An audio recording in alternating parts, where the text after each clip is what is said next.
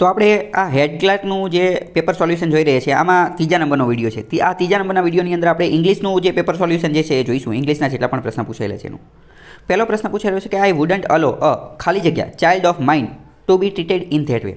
જવાબ અ આવશે. આની પહેલાં મેં તમને સાલો પહેલાં સમજાવી દીધું છે કે ઓફવાળું જે આવે ને ઓફવાળી વસ્તુ જે છે ને એ હંમેશા એક વચનનું જ તે પ્રતીત કરતી હોય છે, અથવા તો ઓફવાળી વસ્તુ જે છે ને ઓફવાળી વસ્તુ એ એક વચનનો નિર્દેશ કરતી હોય છે. જેમ કે ચાઇલ્ડ અ નંબર ઓફ, એ બધું મેં અલગ વિડીયોમાં સમજાવેલું છે, વિડીયો જોઈ લેજો. તો જવાબ અ આવશે. આગળ, he suddenly heard a sound like a gun shot. એણે અચાનક જ એક અવાજ સાંભળ્યો. એક અવાજ એટલે અને કેવો અવાજ? તો કે એક ગન શોટનો જેવો. તો આન્સર બી આવશે. આગળ, you should be concentrating on your project listening to music all the night. Rather ધેનનો મતલબ શું થાય?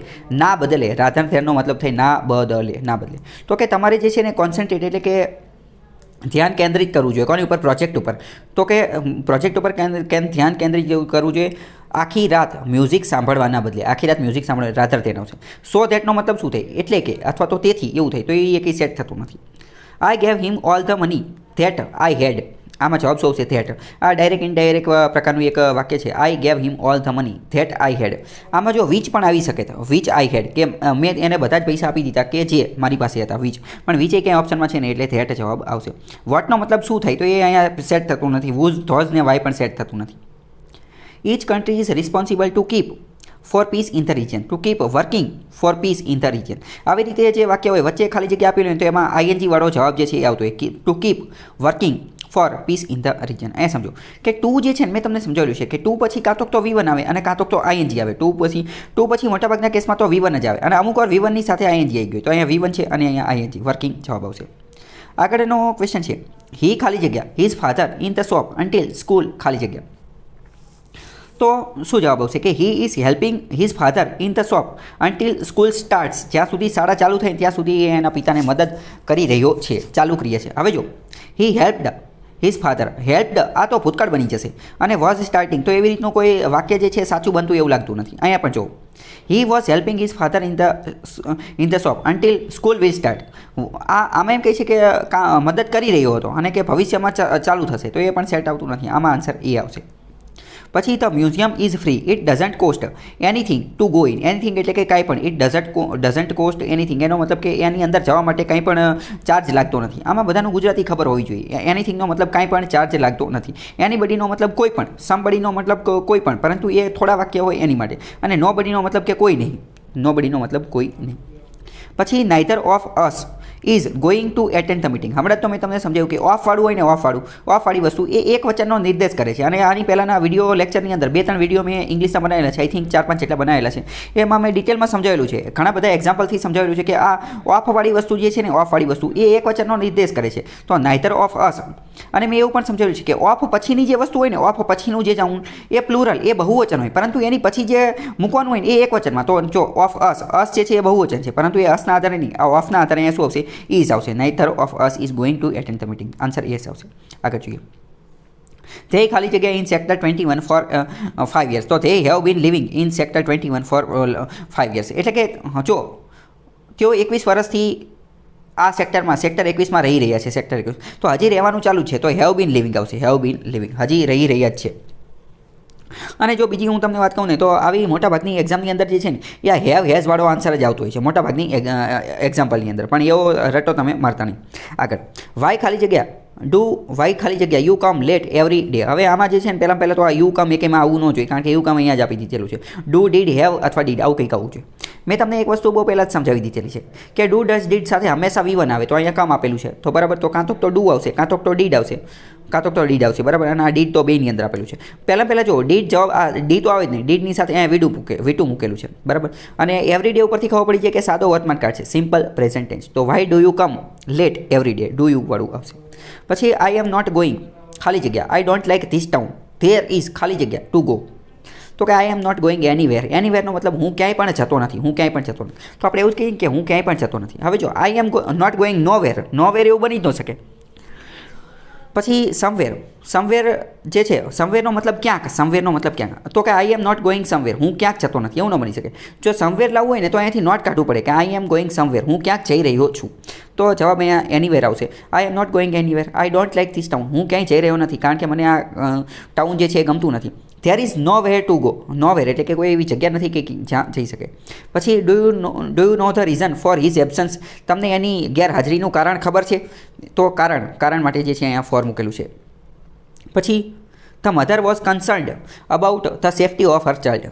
અબાઉટનો મતલબ શું થાય? ના વિશે, કે માતા જે છે ને એ કન્સર્ન, ચિંતિત હતી એના પુત્ર અથવા એની પુત્રી જે છે એના સેફ્ટી, એની સુરક્ષા વિશે. તો અબાઉટ જવાબ આવશે.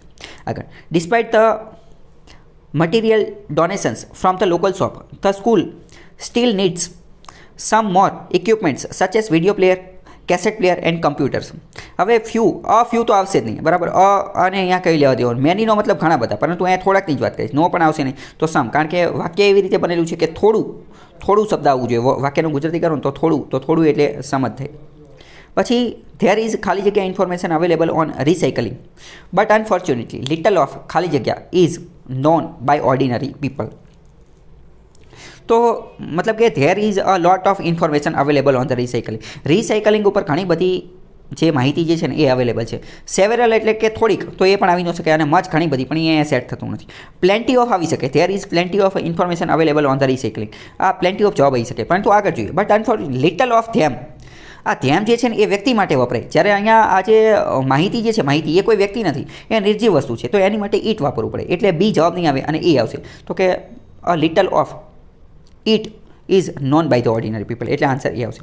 પછી છે કે આઈ સીન, આઈ એટલે કે અહીંયા આઈ હેવ સીન ખાલી જગ્યા of his work to know that he is ready for a promotion. તો કે I have seen enough of his work, મેં એનું પૂરતું એટલું કામ જોઈ લીધું છે, એટલે કે જેટલું પરીક્ષા લેવા માટે જેટલું પૂરતી વસ્તુ જોવાની હતી ને એ મેં જોઈ લીધી છે, પૂરતું કામ જોઈ લીધું છે. સેવરલનો મતલબ થાય થોડુંક કામ, આ નંબર ઓફનો મતલબ અને આ ફ્યુનો મતલબ એ થોડુંક કામ, પરંતુ એ થોડુંક કામ જોવાથી કંઈ થોડું એને પ્રમોશન આપી દે, પૂરતું કામ જોવું પડે, એટલે ઇનફ જવાબ આવશે.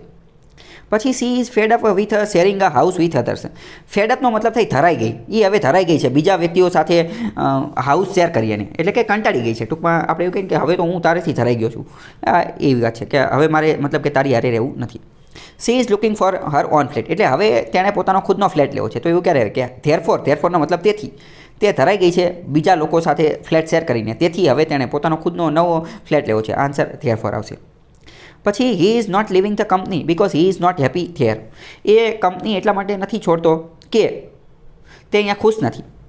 હી હેઝ એન્જોયડ વર્કિંગ ધેર, તેને ત્યાં કામ કરવું પસંદ છે. But he has other reason, પરંતુ તેના અલગ કારણો છે. મેં તમને એક વસ્તુ સમજાવેલું છે કે બટ આપેલું હોય ને તો એ શું દર્શાવતું હોય? બટ એ કોન્ટ્રાસ્ટ, વિરોધાભાસ દર્શાવતું હોય. કોન્ટ્રાસ્ટ, વિરોધાભાસ. તો આખામાં વિરોધાભાસવાળી વાત કરીએ ને તો ઓન ધ કોન્ટ્રારી એ જ જવાબ આવી શકે. કોન્ટ્રાસ્ટનો અત્યારે તો મેં તમને સમજાવ્યું કોન્ટ્રાસ્ટેટિવ. હવે જો હાવ એવર પણ જવાબ આવી શકે, પરંતુ અહીંયા વાક્ય જે રીતે સેટ થયેલું છે ને એમાં હાવ એવરની જે વાક્ય રચના જે છે એ ફિટ થતી નથી. ઓન ધ અધર હેન્ડ એ પણ આવી શકે, એ પણ જવાબ આવી શકે. પરંતુ ઓન ધ કોન્ટ્રારી છે ને એ વેરી એપ્રોપ્રિએટ, એ સૌથી વધારે સુયોગ્ય, સૌથી વધુ યોગ્ય રહેશે. બોલવાની અંદર તો પહેલું એ, સી અને ડી ત્રણેય સાચા જ છે, પરંતુ ગ્રામરની દ્રષ્ટિએ વધારે એપ્રોપ્રિએટ ઓન ધ કોન્ટ્રારી, વિરોધાભાસની દ્રષ્ટિએ એ જવાબ આવશે. આગળ, the terrorist group is known ખાલી જગ્યા an extensive supply of weapons. The terrorist group is known to have extensive supply of weapons, એ જવાબ આવશે. આગળ, I was surprised at the low level of services offered by them as I had believed them. ખાલી જગ્યા અ respected company, એટલે કે હું એવું માનતો હતો કે એ કદાચ એક રિસ્પેક્ટેડ કંપની છે, તો કે 2B આવશે. આનો આન્સર 2B આવશે.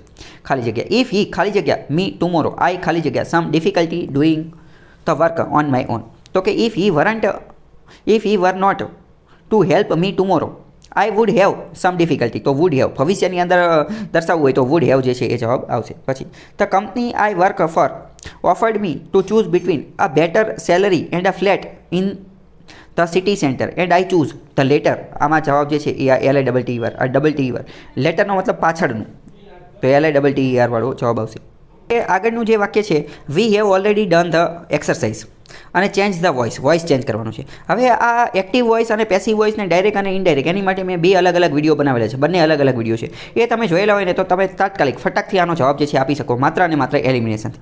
મેં તમને એક વસ્તુ કીધેલી હતી કે ગમે ત્યારે વોઇસ ચેન્જ કરવાનો, એક્ટિવ વોઇસમાંથી પેસિવ વોઇસ કરવાનું હોય કે પેસિવ વોઇસમાંથી એક્ટિવ કરવાનું, તો એક વસ્તુ હંમેશા યાદ રાખવાની કે ક્યારેય પણ કાળ બદલાતો નથી. કાળ એટલે કે સમય, કાળ જે છે ને એનો ઈ જ રહે.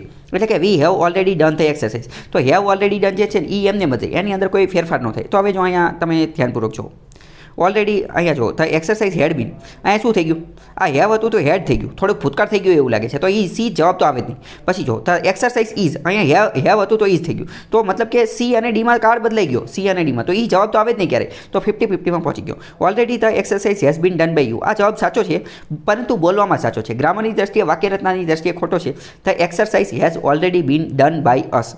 એક્ટિવ વોઇસ પેસિવ વોઇસ માટેનો અલગ વિડીયો લેક્ચર છે, જોઈ લેજો, તમારે ક્યારેય પ્રશ્ન ખોટો નહીં પડે. બીજો પ્રશ્ન પણ પેસિવ વોઇસનો જ છે.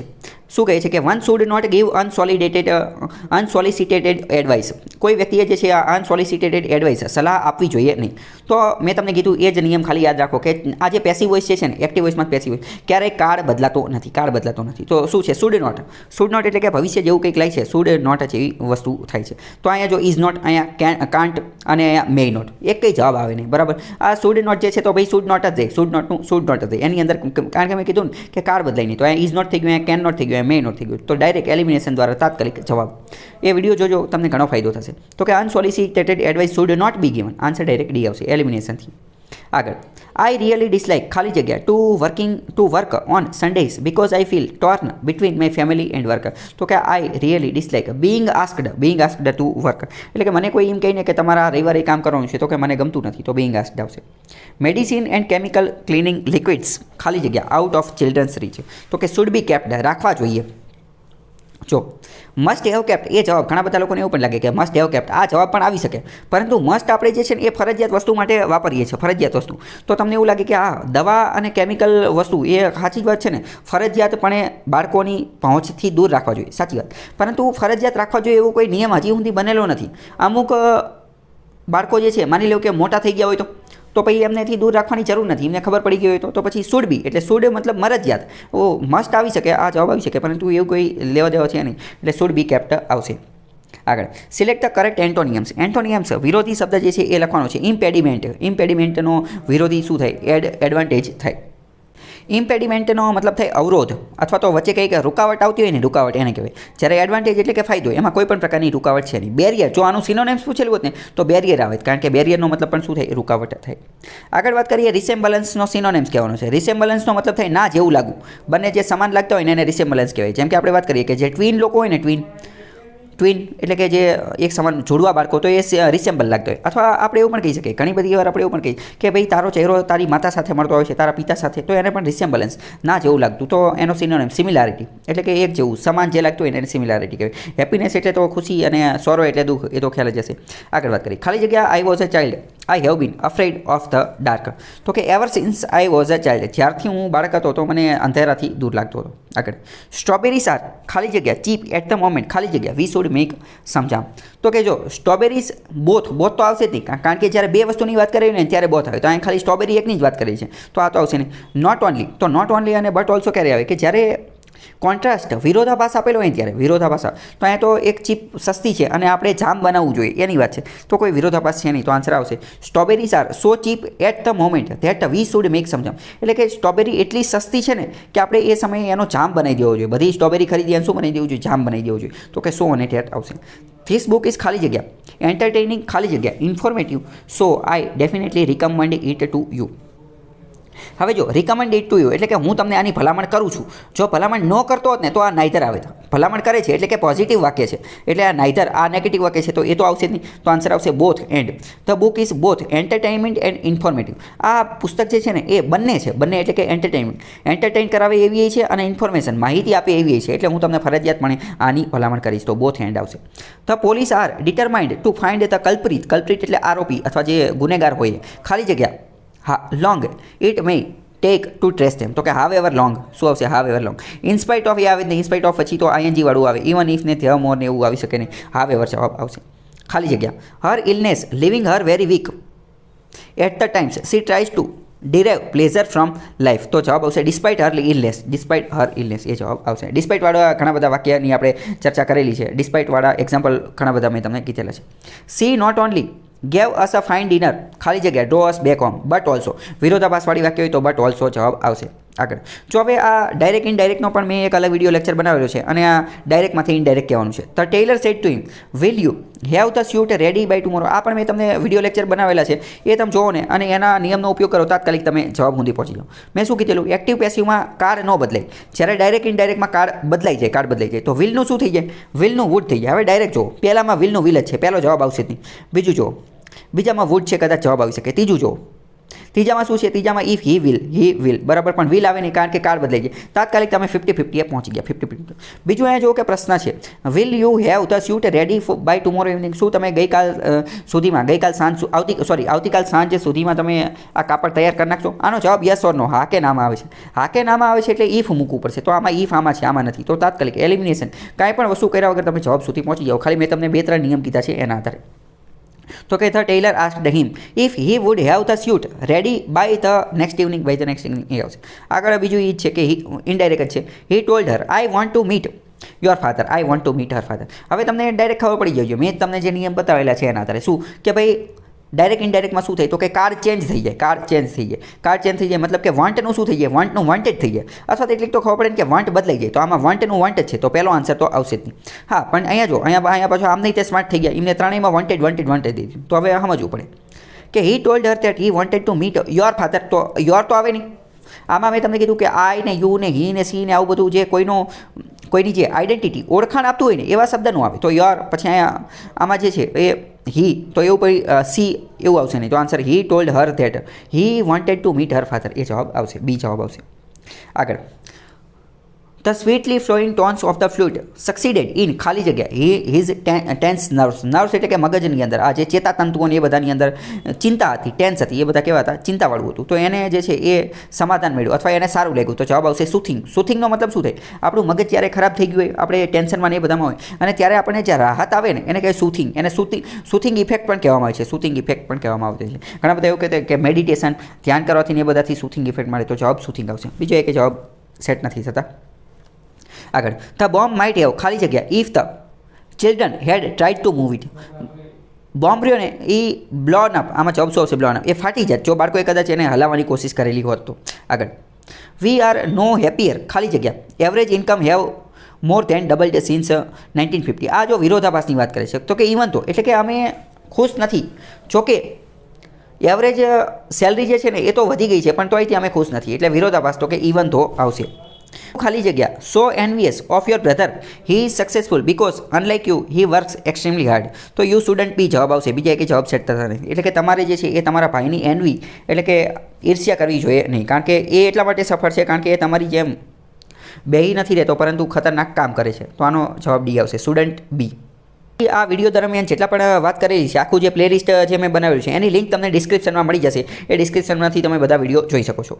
એ ઇંગ્લિશના મેં ઘણા બધા વિડીયો લેક્ચર બનાવેલા છે, એ ઇંગ્લિશના પ્લેલિસ્ટની અંદર મળી જશે તમને. ચાલો ઇંગ્લિશ શીખીએ એવું પ્લેલિસ્ટ છે એમાં મળી જશે, અને એમાં તમે ખાસ કરીને તો પેસિવ વોઇસના, એક્ટિવ વોઇસના અને આજે ડાયરેક્ટ ઇનડાયરેક્ટના જે છે એ તો તમે જોઈ જ લેજો, કારણ કે એ તમે એકવાર જોઈ લેશો ને એટલે તમારે એના રિલેટેડ એમસીક્યુ જે છે એ ક્યારેય ખોટા પડશે નહીં. તો એ ઇંગ્લિશનો પોર્શન પૂરો થાય છે, તો આજ માટે આટલું રાખીએ, બાકી કાલે મુલાકાત થશે, ત્યાં સુધી જોડાયેલા રહો સ્ટડી ટેલર હાર્દિક સાથે.